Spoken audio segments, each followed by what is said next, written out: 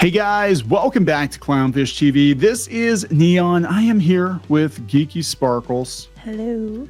And yeah, we're going to talk about the animation industry because, you know, people love it when we talk about animation. Yeah, well, it depends who you ask, but yes. We're going to talk about Nickelodeon actually bringing their next show to YouTube, which is so weird because we were told that, you know, YouTube and indie were not the future of animation, but even Nickelodeon is bringing their new show to YouTube. Pretty interesting. And if you look at kind of where things are at right now and what kids are watching, I mean, CoComelon was a YouTube thing. It came from YouTube, yes. You know, Odd Ones Out, Jaden Animations, Hell of a Boss, Has Been Hotel came from YouTube, and we've actually got people that worked for the big studios like Disney putting their series on YouTube now. So there must be something. There must be something going on that everybody's going to YouTube. It's like, oh yeah, because that's where all the eyeballs are. Mm-hmm. That's where all the viewers are. Well, we've talked about it before at length on our videos about how they've said that YouTube beat everybody else out for streaming and things. I know in the last summer they were #1. Yeah, you know, it's beating the streaming services out. So that's where people are going. And kids are watching YouTube. I mean, they'll, you know, they call them iPad kids, but it's true. I mean, parents are just kind of handing the kids an iPad, and that's how CoComelon blew up and all these kids channels blew up, is because they have YouTube Kids, and they'll just watch, you know, cartoons for hours and hours and hours. Now, what's going to be interesting though is, will they be able to compete with independent YouTubers? Because I'm looking at the views, even for the Nick Jr. channel, and compared to like CoComelon or something like that, it's not good. They're not good. So this only has one episode. So, but just their other videos. Right. So we're not talking. I was going to say, we're not talking about this one particularly because it just came out like a couple hours ago and it's only one thing. We're talking like the ones that have been up for a while aren't doing well. Right. So it is an interesting shift though, and I'm like, well, how long until will Disney get desperate enough to put their stuff on? I don't know. Probably, but what I'm thinking too, though, something to mention when you say about their other videos not getting many views, they're not exclusive to YouTube, I don't think. It's like clips of their shows that you can see elsewhere. Right. This is staying just on YouTube. So where the other shows they have that they aren't doing that well, the kids probably watch some other places. If you want to watch, you know, Kid Cowboy, you have to watch Kid Cowboy on YouTube. So it will be kind of interesting to see what the numbers are for this show moving forward, because you can't get it someplace else like the other shows you could. Yeah. So we'll see how it goes. And I noticed the other day too, like Tamagotchi, they have their own channel now. They're doing little Tamagotchi animations and stuff, but they're not doing super well either. But they're done in don't feed them. That'd be funny. Yeah, the Tamagotchi will die if you don't watch our video. If you don't give us $1, give us $1. You don't give us a like. Next video, the Tamagotchi dies. Oh my god! Feed your Tamagotchi with likes, people. Make sure you flush the toilet too. All right, so let's talk about this. Before we get into it any further, please subscribe for more pop culture news, views, and rants, guys. You will get a woohoo if you do. Woohoo!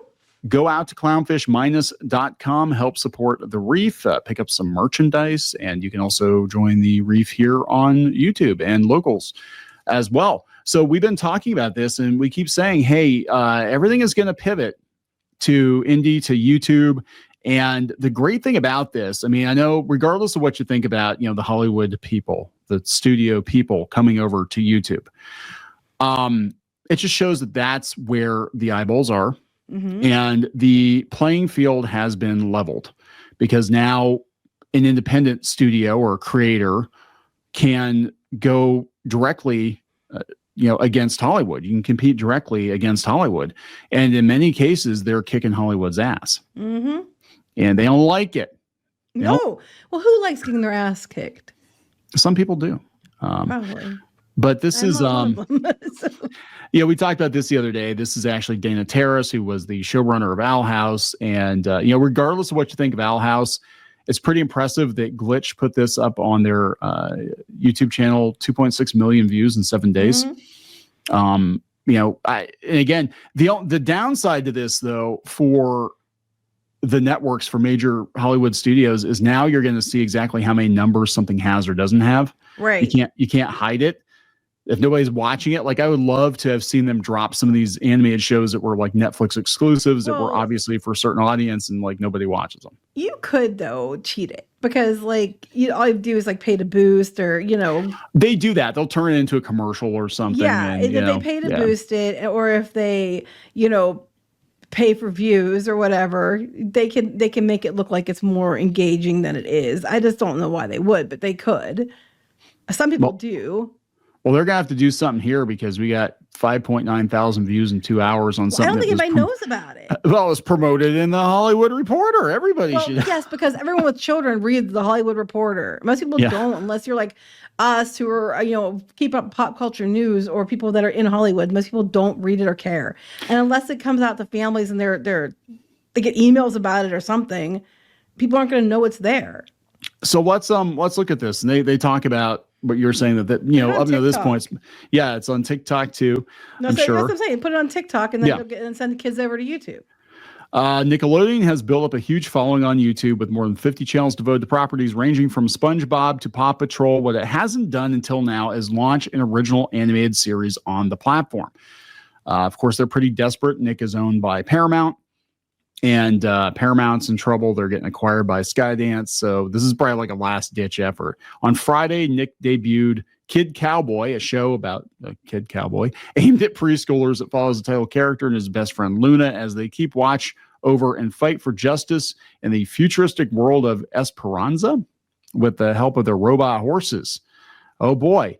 Grammy-nominated songwriter and producer Freddie Wexler, created the series and executive produces with multiple Grammy winner Emilio Estefan, not to be confused with Gloria Estefan. I would have watched that, Gloria Estefan. The two are also the show's principal composers, so it's a musical.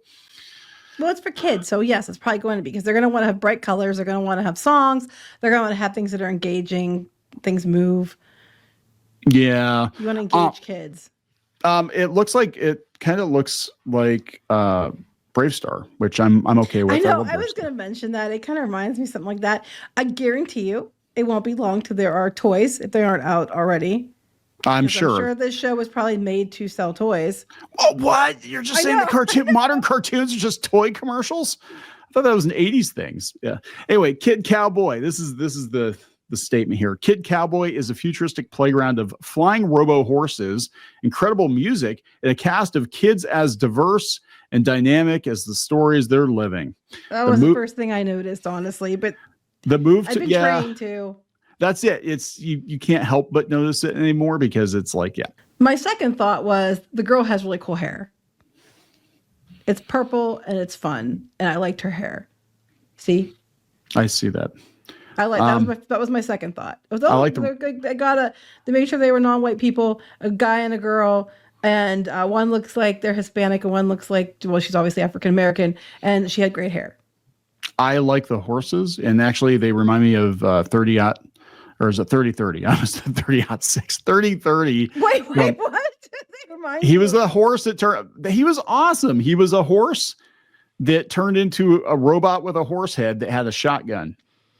I love Brave Star. Brave Star was awesome. Well, I was thinking they remind me of the ones you like now, the Transformers, the Beast Box. Beast Box, yes. They remind me of Beast Box figures. Remember the Rainbow Bright movie with the kid with the robot horse?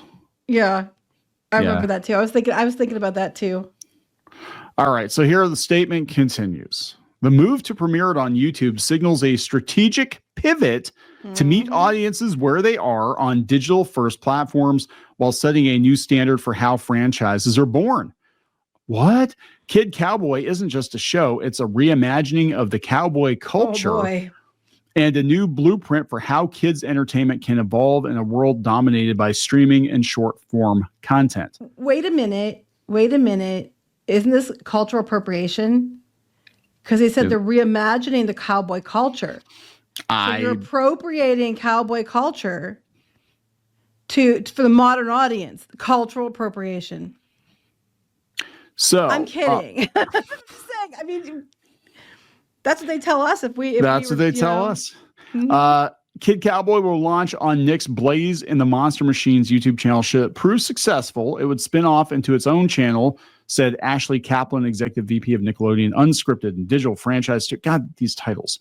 Though Kid Cowboy initially came through Nickelodeon's traditional development system, it eventually became the first original animated series for YouTube, which Kaplan notes is the prime destination for kids viewing. So they pivoted during production, I think, is what happened. They're like, this was going to, like we'll put it on TV. It's like, no. What are kids watching? They're watching the YouTubes and the Coco Melons. It kind of reminds me of Disney with Bluey and the fact that they started making the shorts even like, they were already short, and then they have like longer episodes and they're like 10 minutes instead of like 7 or whatever. And they're trying to make them in that shorts format. And then we've been seeing over and over, we've talked about it at length about how the demographic for kids on YouTube is growing and growing and growing. It's been big. Coco Melon came from there. And that they're beating out the streaming services for views. So why did it take you this long to do that? To do this one? It should have done it a long time ago. Yeah. Said 90% of all kids are on YouTube. It has 60 to 70% more reach among kids than Netflix does. No Interesting. Kidding. Kids spend 80 minutes a day watching content there, and its influence on the biggest IP is super clear. Kaplan told The Hollywood Reporter. It probably has the most critical role in how kids discover shows, brands, toys, music, culture. The Paramount co-CEO Nick Chief Brian Robbins, to his credit, understood this, and he brought me here back in 2019. Whoa. He understood this back in 2019, but you're just doing it now? Since then, my team and I have worked to build out the largest YouTube network out of any kids media company. They have several channels. That's not saying much, though. That network includes... Yeah, 53 channels with more than 200 million combined subscribers. Over 53 channels. That's not great.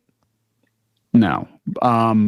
Coco Melon by itself has like a couple hundred. Great. But I mean, still, it's interesting. Yeah. Credit them because they're trying to think outside the box. But this is exactly what we've been telling you. I mean, our kids, now last few years, it's been TikTok over YouTube. But when they were kids, they had a choice to watch TV or YouTube. They'd always watch YouTube. I mean, we were right there to make sure they were watching things that weren't creepy. But they'd always watch YouTube. That was their choice. This is not a new thing. Anybody who had kids could have told you this. Yeah. Because, our kids, like, they were probably the first generation that watched TV almost exclusively on streaming. Annoying Orange, Fred. Annoying Orange. And, what was Venturian Tale? I know they used to watch the Markiplier, all those. Our daughter was watching Markiplier the other day. Yeah, he almost lost his house, I think. And that sucks. Anyway, so it's just really interesting to see that this is where even Nickelodeon is deciding to go. So the good news, if you're into animation and you're worried about pitching a show to Nickelodeon or Disney or what, just put it on YouTube. Build an audience on YouTube. Right. If the audience loves it and the audience responds to it, the deals will come. This is what they used to do with comics all the time, web comics. They'd put them on the internet, and if it did really well, then you get a publishing deal. Well, that's kind of how everything works now, right? I mean, this is a whole side tangent, but as a creative now, the days of just going to school and getting a job and parking it there for 30 years, that's no longer the case. If you want to break into any industry, you're going to have to prove yourself first, and then everybody else will line up to take a piece of what you've made. Well, I was just going to say though, if they come a knocking wanting to buy it, make sure you keep the rights, because they're going to want to take the rights, and then they could take it away from you and change everything about it, and you get nothing. So you need a good lawyer also. Yes. Make sure. Yeah. You don't even need, we were just talking about this the other day. Like, you don't even need an agent anymore. The way things are now. Like, I know some people that, I'm not going to go into a whole lot of detail, but I know some people that do Netflix deals and stuff like that. And they don't even have agents. They basically have lawyers that they trust, look over the contracts, and they do it themselves. And then an agent always have a lawyer double check it. Yeah. Because the agent, you got to realize, we learned this a long time ago. The agent doesn't just work for you. The agent works for themselves, and they basically take a cut of whoever they can sell at the time. So if you're not the new hotness, they're going to push one of their other people in front of you. That's what you're calling it now, the new hotness. Yeah, right.